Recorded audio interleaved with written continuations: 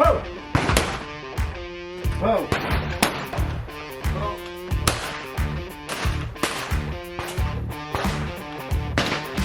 Oh.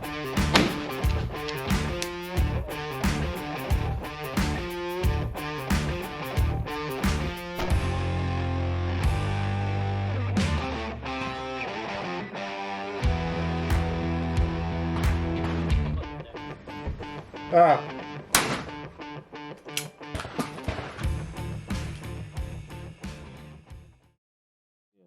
Hello everyone and welcome to Coombe Farm Sport, and I'm here with the boss man, Julian Fairburn. Morning, nice Robert. to see you, mate. Yeah, How is good morning. it? Yeah, did you sleep well? No, not really. I've got a child. There you but go. There That's we your own go. fault. Right, in this video, we're going to be looking at the coverage of the Triple Trap Challenge. That's a mouthful. That's easy for you to say. So basically, you created this, or was it Wes? It was Wes from Brook Shooting Ground.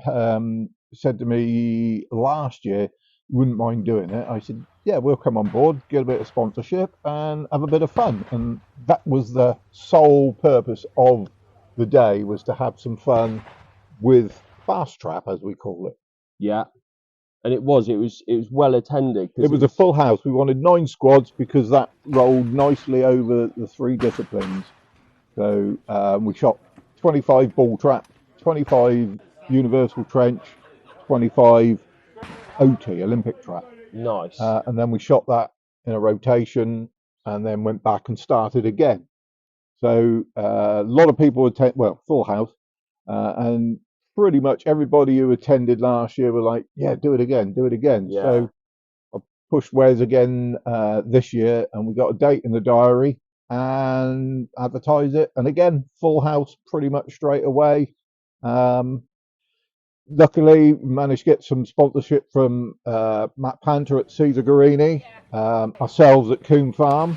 Yeah. And good old Eley cartridges came on board as well. Yeah. So thanks to those guys. Big thanks to you guys. Yeah, and everyone appreciated it, didn't they? Absolutely. You know, so it wasn't just the prizes for the winners.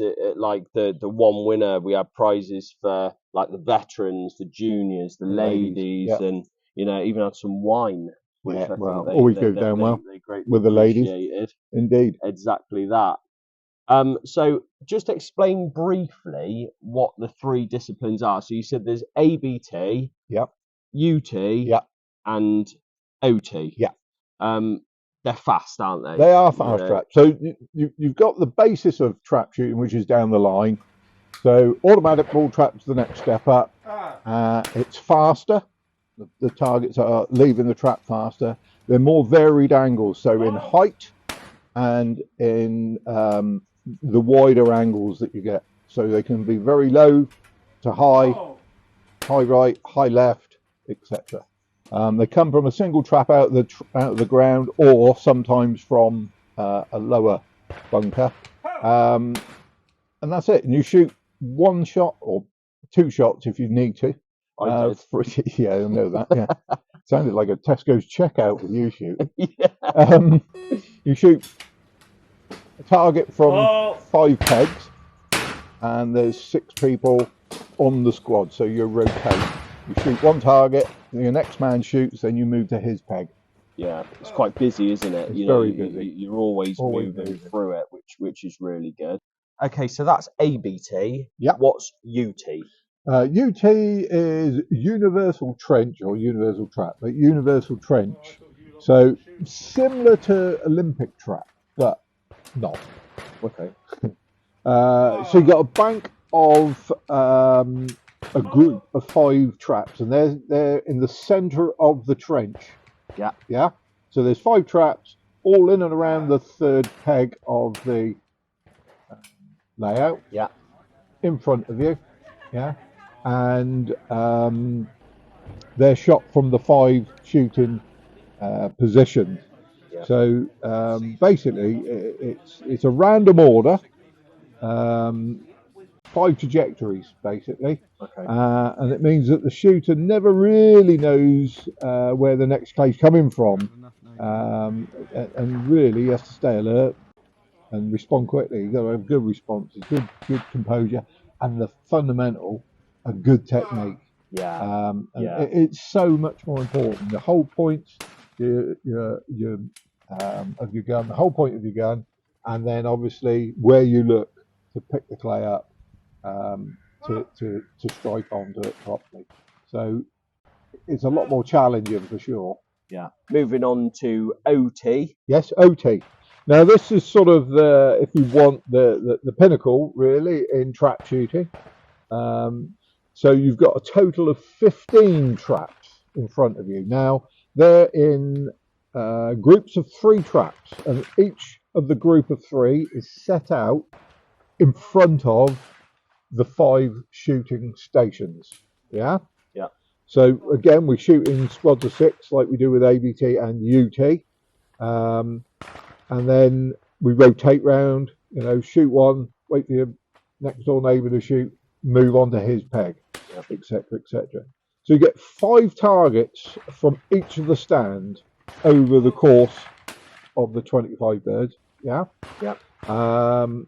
And that's basically two right-hand birds, and they're actually released by the left-hand trap.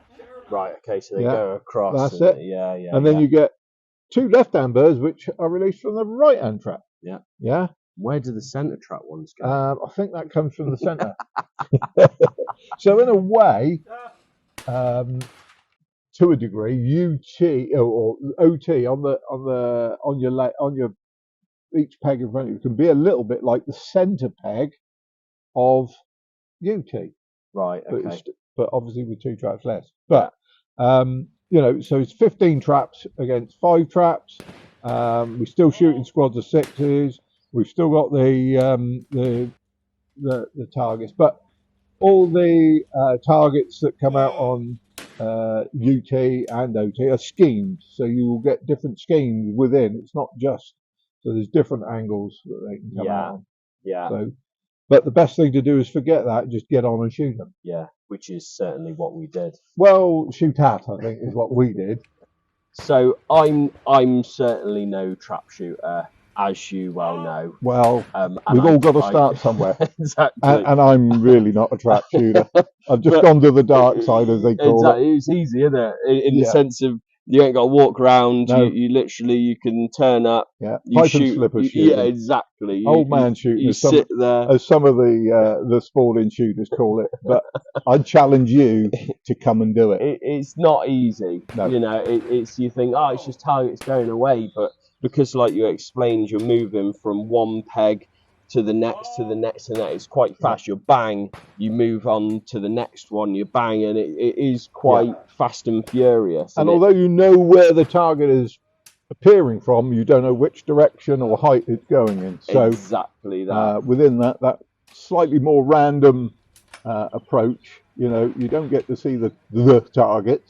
You just get to see it in front of you presented, going like Billy-O the other way. And that's what I was going to say is, you know, me not being a trap shooter, I went there not knowing a lot about your gun holds and everything like that. And, you know, fair play, you helped me, Stevie, and people on our squad was all saying about the different hold points, because basically from what I learned on the day is when you hold that gun out in front at a point above the trap house or on the trap house, depending on where you see it, you set your eyes high and you wait for that target to leave and you have full focus before you move the gun. Absolutely. And I mean, the shot cam footage that you'll see on the video will have captured some of that and certainly some of my misses. But it is so fast, you know. It really is a challenge, and you know, like if we moved on to when we shot our first 75 targets, which was the halfway mark, there was Ian Moore leading it on 74 out of 75. Yeah, absolutely. Well, the man's a phenomenal shot. He is good. He's since the Triple Trap Challenge went on and won the British ABT Championship at Bywell, so he is a British champion now. Yeah. So that's good news. Yeah, well done, Ian. That yeah, is a hell of an fantastic, achievement, mate. and it was Absolutely. great to watch you shooting on that day, because Ian's speed of shooting the targets is phenomenal. You can see he's locked in focus and just shoots those birds, which is great. But the beauty of this challenge that we've all come to create, you don't have to be a competition shooter to do it necessarily, do you? Not really. It's all about the fun, it's isn't fun. it? And it's a fun day out. We did have fun. What gun was you shooting? I was using a Parazzi MX8 with a little step rib, called a vintage. Nice. Yeah, lovely gun. Just for a bit of fun. 31-inch barrels, 3/4 and full. Yeah. It was nice to see on the line. Everyone was shooting a different gun as well. You had Darren with his disco gun. Don't forget the disco gun. See our previous little shorts on YouTube. Yeah, we like that. But he's got a Krieghoff, shoots it very well. Yeah. Dan Hudson shooting a Caesar Guerini Invictus 1. Yeah. Ian Morse shooting a Caesar Guerini Invictus 3 Ascent with a slightly raised rib. Yeah, that's a bit disco actually. That is actually not as disco. No, but he is a bit of a tart. No, he's a lot of a tart.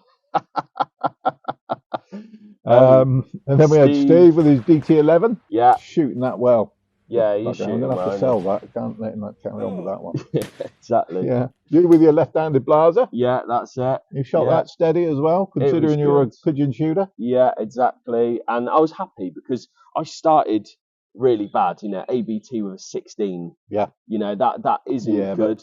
But you had all the cams on and everything. Yeah, you were recording and trying to set yourself up. Yeah, I like it that you're giving me the excuses. Well, no, but I got better. You know, when we got into the second half, you know, you do start to get a bit tired. It's a lot of targets for one day. And a very hot day as well. It was hot. But I see my scores increase, which I think if people come to this competition, say next year, if we're okay to run it again, then they'll see that they might shoot 10 out of 25, but then the next time they might shoot 15, and it's a learning process. The very first year we ran it, there's some guys came from the Wells area. Yeah. A group of guys, and they'd never shot fast track before. Okay. So we go on, and I was on the squad with them. They were a good old bunch of boys. Bless him, one of the chaps, he had a 0 on ball track. Yeah, really. He did. And I mean, I've been around a little bit. I've never seen anybody score a 0. Yeah, okay. But fair play to the man. He stuck it. Yeah. He carried on through the sequence of UT, ABT, and OT. Came back for the second rotation and scored. Yeah. And more than doubled his score. Good. Yeah, not hard. Not hard, but fair play to man. He stuck it. And we're not going to mention any names. But, I appreciate him sticking in, digging in. So it just proves that never give up. Yeah. And like in the name, it's a challenge. Absolutely. You know, and everyone's got their own challenge. So whether the challenge is endurance or the ability to hit the targets or increase your score or whatever, there's a challenge, and it was all fun. It was. Yeah. It was. Great atmosphere both years that we ran it. Good.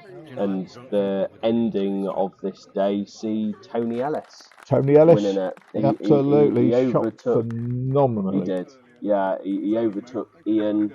And it goes to show Ian got into the last round. I think he needed a straight was it to get the win. And he dropped 2. Yeah. Or was it dropped 1? He's 1 behind Tony, I believe. Yeah, so he dropped 2, I think. Yeah, right. Yeah. Okay. So you know that's how tight it is at this level of shooting with these boys. Yeah. But some awesome shooting throughout the day. Great to see everyone there.